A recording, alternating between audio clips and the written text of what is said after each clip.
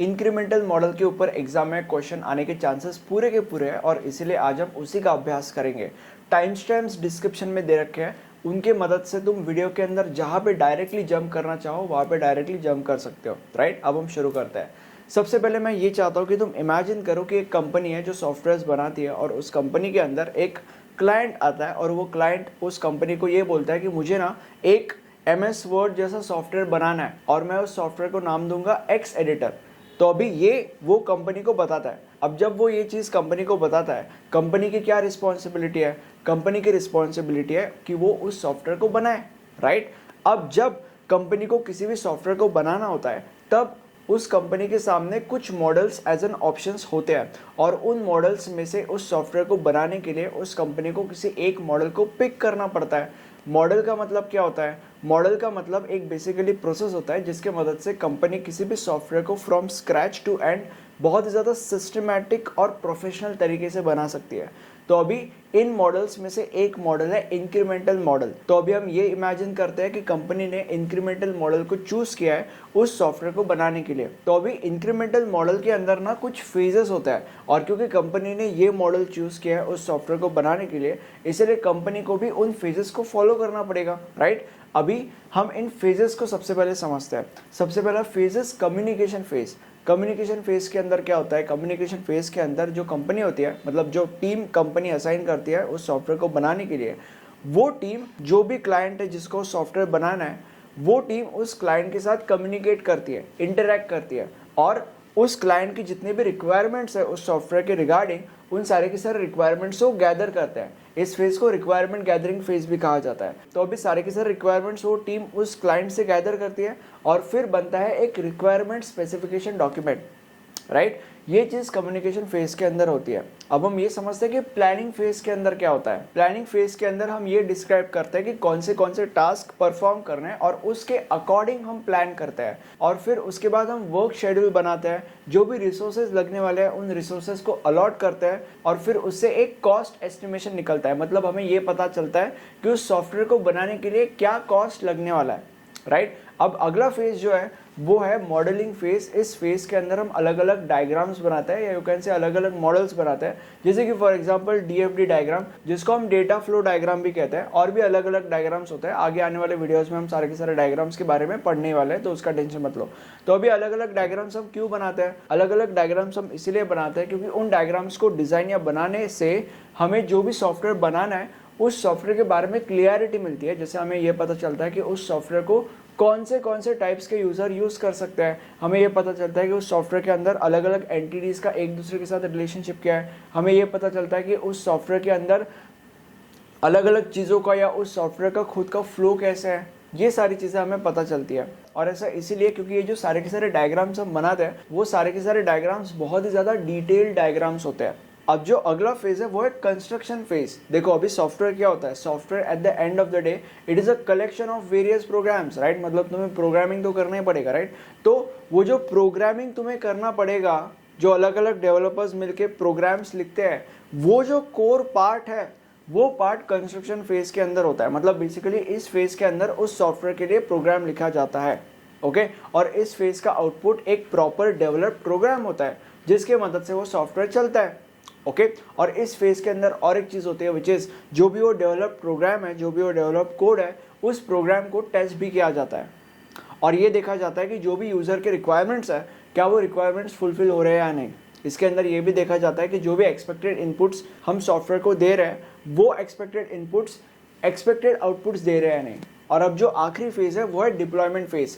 इस फेज के अंदर जो सॉफ्टवेयर हमारे पास बन के रेडी है उस सॉफ्टवेयर को यूजर को डिप्लॉय कर दिया जाता है, मतलब बेसिकली दे दिया जाता है। फिर यूजर उस सॉफ्टवेयर को यूज करेगा और पॉसिबली उस सॉफ्टवेयर को यूज करने के बाद जिस भी टीम ने उस सॉफ्टवेयर को डेवलप किया है उस टीम को यूजर फीडबैक देगा।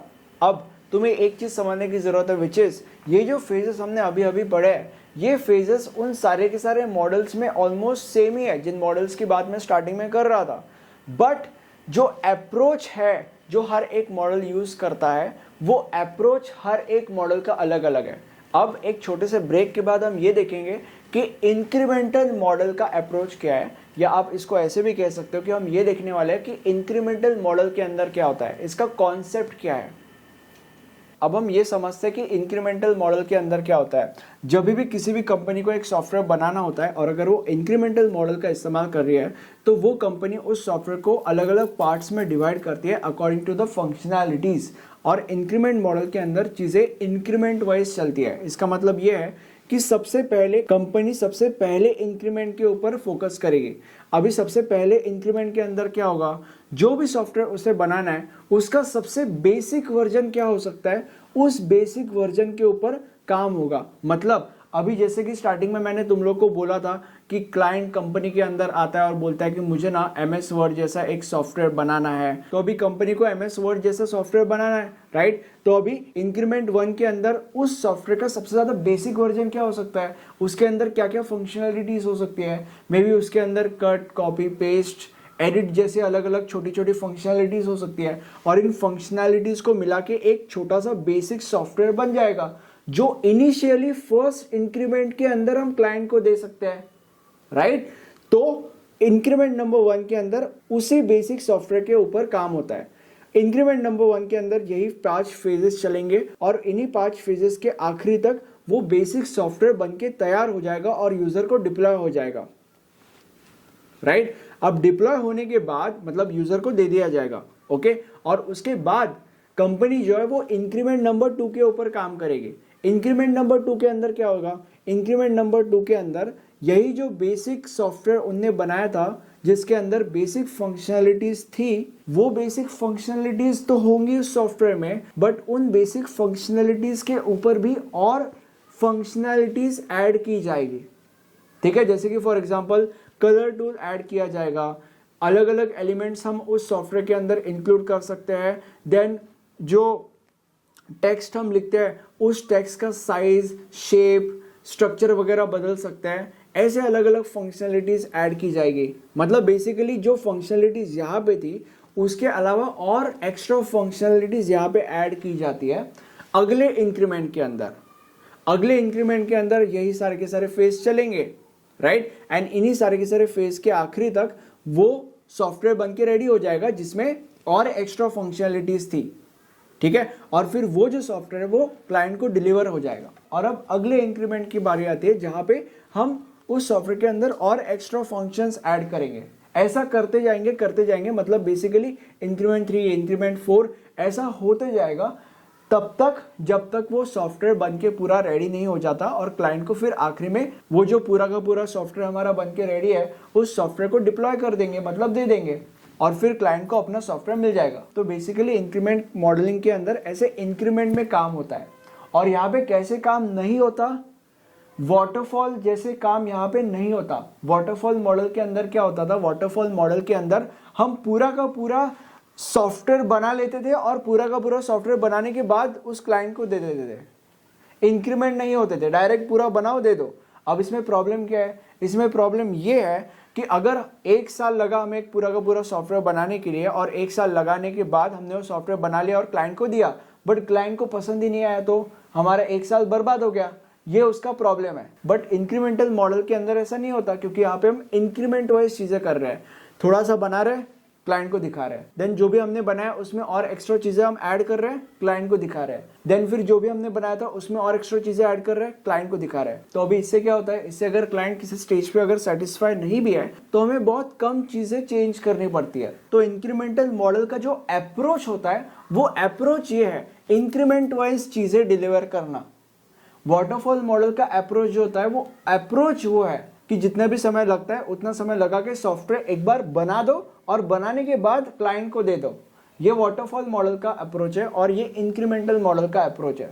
अब हम ये समझते हैं कि इंक्रीमेंटल मॉडल के एडवांटेजेस और डिसएडवांटेजेस क्या है। अब सबसे पहले हम इसके एडवांटेजेस देखते हैं। इसका सबसे पहला एडवांटेज ये है कि जो इनिशियल इंक्रीमेंट होता है ना, मतलब जो सबसे पहला इंक्रीमेंट होता है वो छोटा इंक्रीमेंट होता है। मतलब बेसिकली उसके अंदर हमें बस एक बेसिक सा सॉफ्टवेयर बना के यूजर को देना पड़ता है।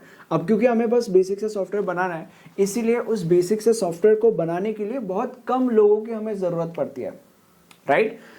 मतलब कम डेवलपर्स की जरूरत पड़ती है। और फिर यूज़र को वो बेसिक का सा सॉफ्टवेयर हम दे देंगे। फिर अगर यूज़र को पसंद आया तो फिर हम increment 2, increment 3 and so on के ऊपर जाएंगे और फिर वहाँ पे हमें ज़्यादा डेवलपर्स की ज़रूरत पड़ सकती है, बट इनिशियली हमें कम डेवलपर्स की ज़रूरत पड़ती है। अब इसका दूसरा एडवांटेज ये है कि हर एक इटरेशन के बाद रिग्रेशन टेस्टिंग होता है। रिग्रेशन टेस्टिंग का मतलब क्या होता है? रिग्रेशन टेस्टिंग का मतलब ये होता है कि जो भी सॉफ्टवेयर बन के रेडी है उस सॉफ्टवेयर के अंदर फॉल्ट्स ढूंढे जाते हैं और इजीली वो फॉल्ट्स मिल जाते हैं और उन्हें इजीली रिपेयर भी हम कर सकते हैं। और ऐसा इसीलिए क्योंकि हर एक इटरेशन के बाद जो चेंजेस होते हैं उन्हीं के ऊपर ये सारी की सारी चीज़ें हमें करनी पड़ती है, बाकी की सारी चीज़ें तो सेम ही है। इसीलिए फॉल्ट्स इजीली मिल जाते हैं और उनको हम इजीली रिपेयर भी कर सकते हैं। अब जो तीसरा इसका एडवांटेज है वो ये है कि जो इनिशियल इंक्रीमेंट होता है, मतलब फॉर एग्जांपल जो पहला इंक्रीमेंट होता है उसके अंदर सॉफ्टवेयर की जो डिलीवरी होती है या प्रोजेक्ट की जो डिलीवरी होती है वो बहुत ज़्यादा फास्ट होती है और उसका जो कॉस्ट होता है वो कॉस्ट भी बहुत ज़्यादा कम होता है। अब हम पढ़ते हैं कि इसके डिसएडवांटेजेस क्या है। अब कुछ समय पहले मैं वाटरफॉल मॉडल और इंक्रीमेंटल मॉडल को कंपेयर कर रहा था। वो सुनने के बाद शायद से आपको ऐसा लगा होगा कि यार वाटरफॉल मॉडल कितना गंदा सा वियर्ड सा मॉडल है और इंक्रीमेंटल मॉडल कितना अच्छा मॉडल है। But incremental model has a disadvantage over waterfall model, और वो डिसएडवांटेज ये है कि इंक्रीमेंटल मॉडल का कॉस्ट ज़्यादा है as compared to waterfall model. मतलब अगर कंपनी किसी सॉफ्टवेयर को बनाती है यूजिंग इंक्रीमेंटल मॉडल तो उस सॉफ्टवेयर का कॉस्ट ज़्यादा होगा as compare to that software जो उस कंपनी ने बनाया होगा यूजिंग वाटरफॉल मॉडल। अब ये डायग्राम बनाने के लिए मुझे बहुत ज़्यादा टाइम और मेहनत लगी है, इसलिए मैं चाहता हूँ कि आप इस वीडियो को प्लीज़ एक लाइक कर दीजिए। और अगर आपको एग्जाम में पूरे मार्क्स स्कोर करना है तो ऐसा करने के लिए जो नोट्स मैंने आपके लिए बनाए हैं वो नोट्स बहुत बहुत बहुत ज़्यादा इंपॉर्टेंट है। नोट्स के सारे डिटेल्स आपको नीचे डिस्क्रिप्शन बॉक्स में मिल जाएंगे और ये हमारा प्लेलिस्ट है। इस प्लेलिस्ट में हमने आपके लिए इस सब्जेक्ट के सारे वीडियोस अवेलेबल करा के रखे हैं। Thank you so much.